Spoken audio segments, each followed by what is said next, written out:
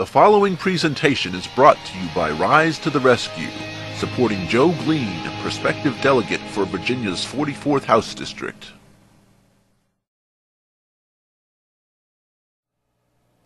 This presentation is to provide voters with a brief overview of my campaign. First of all, I should point out that I consider myself a Ronald Reagan conservative who is completely disenchanted with the Republican Party of today. I'm being run as an independent candidate by voter petition, and I have no state party affiliation. However, my candidacy has been endorsed nationally by the Affiliations Committee of America's Independent Party, the very same national political party that ran Alan Keyes for president in 2008. My candidacy has also been endorsed statewide by the Independent Green Party of Virginia. This is the same state party that had initially hoped to run Ron Paul for president in 2008, and whose electors were later cross-nominated in support of the Virginia for Alan Keyes write-in campaign of that same year. The Independent Greens recently decided to offer me their official party nomination, and I've gladly accepted it. As for the other two candidates being run here in the 44th House District, the only reason their names will even appear on the ballot is because they were hand-selected without any sensible moral justification by the party bosses. It's in this way that the political parties continue to alienate the moral majority of voters with each passing election cycle.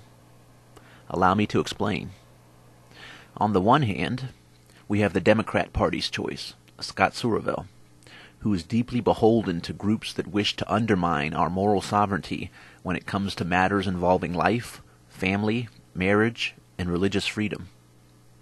His candidacy has been endorsed by Planned Parenthood, NARAL, and other groups that stand to profit from the growth and pervasiveness of abortion in our society. He openly neglects the moral sovereignty of our posterity in the womb. He shamelessly panders to the political persuasions of those who have sought to substitute family with artificial surrogates.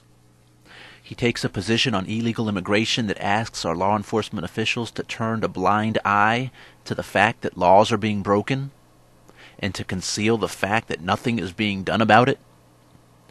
Turning the law on its head, he seeks to reward those individuals living among us who have no legal presence in this country, allowing them to receive and obtain the benefits of citizenship, when right off the bat they're not even in compliance with the law. These policies are so fundamentally unacceptable that common sense calls us to stand up and rise to the rescue. Because of politicians like Scott Sourville, the future of our Commonwealth has been placed in great danger. On the other hand, we have the Republican Party's choice, John Barsa.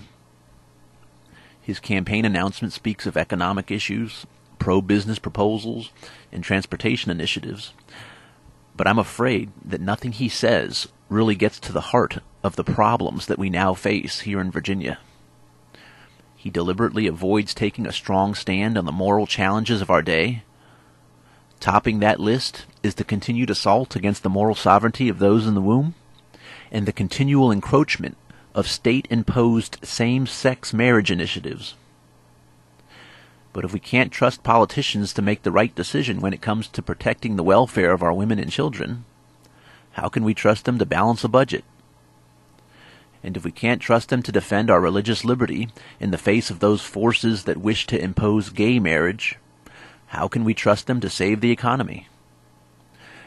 By continuing to nominate candidates like John Barsa, who claim to be conservative on some issues, but who are notably weak on the most important issues, the Republican Party has, in effect, abandoned the platform of Ronald Reagan, and with it, all of the principles that made the GOP great during the 1980s.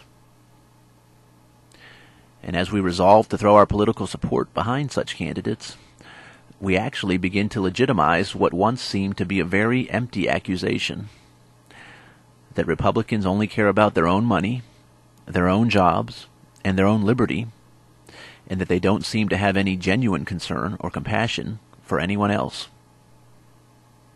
By following the Democrats in these doctrines of secular humanism and moral relativism, Republicans are, in essence, becoming the very thing that was depicted in that old stereotype.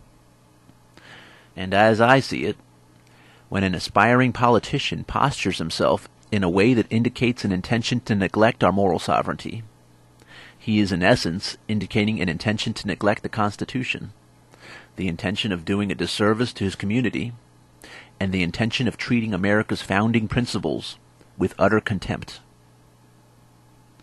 Again, we look at the Democrat candidate's political shortcomings, and what do we see but every indication of willful neglect, coupled with politically infused notions of moral relativism.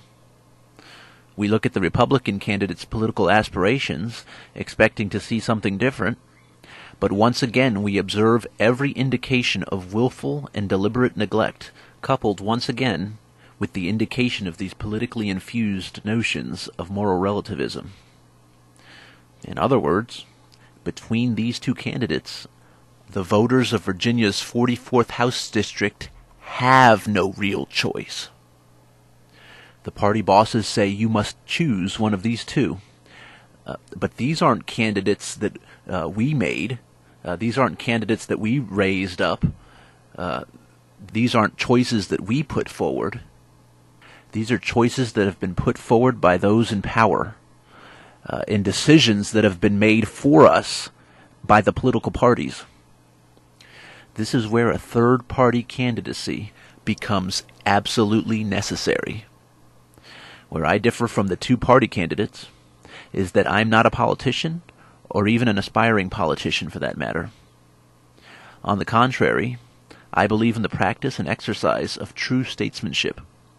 I believe in protecting our Constitution against politicians who seek to manipulate the meaning of law for the sake of fulfilling their own personal political agenda. My day job is nothing more glamorous than working in an old, dusty warehouse, ordering in tools and supplies for technicians and contractors. But I believe that ordinary people should not be excluded from politics. As I understand it, there's actually a special interest group out there that says unless you're a politically trained lawyer, or unless you know all the tricks of the trade and all the committee rules that are used to manipulate the process, then you really have no business in politics. However, I would point out that the reason we are in the mess that we're in is because ordinary people have come to believe this lie, that it's not our place to participate in the political process. As I see it, there's only one way to beat back the political parties. Free America must unite. And my candidacy represents an opportunity for this old patriotic vision to start to take effect right here on the local level. It's an opportunity for those of faith, whether they happen to be Republican or Democrat, whether they happen to be Catholic, evangelical, Jewish, or otherwise, to put their moral courage to practical use. On Election Day 2011, I propose that we set aside whatever imaginary obligations that we feel we owe to the political parties, and for once in our lives, simply vote our conscience, for the sake of all that is good, decent, and proper, and for the enduring love of God and country. An untold measure of moral influence is there for us to express and affirm at the ballot box. If ordinary citizens would simply take a stand and exert some of that influence, abortion, gay marriage, religious oppression, and other state-imposed initiatives might be kept in their proper dominion and restrained from encroaching upon the free people of the Commonwealth of Virginia. Ask yourselves, who represents you? Why aren't either of the other two candidates addressing the problem of illegal immigration, voter fraud, or federal encroachment? Why aren't either of the other two candidates making an effort to defend the right to provide our children with a decent private education at home? I'm a strong believer in the notion that if we don't exercise our freedoms, we're doomed to lose them. This is why I'm a strong advocate of exercising our right to bear arms, in exercising the right to homeschool our children. Another major element of my campaign has been to call attention to the excessive power that has been placed in the hands of organizations such as the FDA and the USDA. There is a movement to dumb down the nutrition information that is posted on packaged foods. I would rigorously oppose any federal initiative that seeks to limit our access to this sort of information. I am for restoring our freedom of choice when it comes to the purchasing of general commodities such as raw milk, light bulbs, vaccines, and health insurance.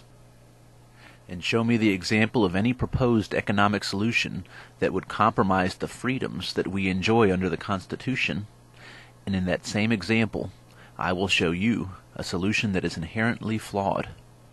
I believe that we ought to abolish the state income tax, prosecute voter fraud, encourage Christian stewardship, and safeguard our moral sovereignty against all forms of environmental radicalism, such as those which are being used to chip away at our sovereignty under the imaginary pretext of global warming concerns, or those which I see as being more principally intended to rob us, young and old alike, of our God-given right to life under the pretext of overpopulation. I advocate fiscal conservatism, personal responsibility, social justice, and good old-fashioned common sense. On constitutional law, I favor the good behavior method of jurisprudence over judicial tyranny, state rights over a consolidated national government, a Republican administration of, by, and for the people over an aristocratic one, strict economy, and the reduction of taxes to the most basic wants of the Treasury over extravagant expenditures and high taxes. In other words, I'm just like you.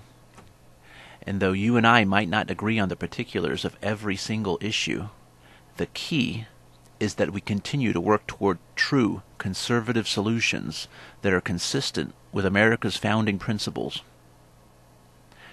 I thank you for your interest in helping to restore these principles and for helping to provide the voters of our district with a good, godly, moral choice on Election Day 2011.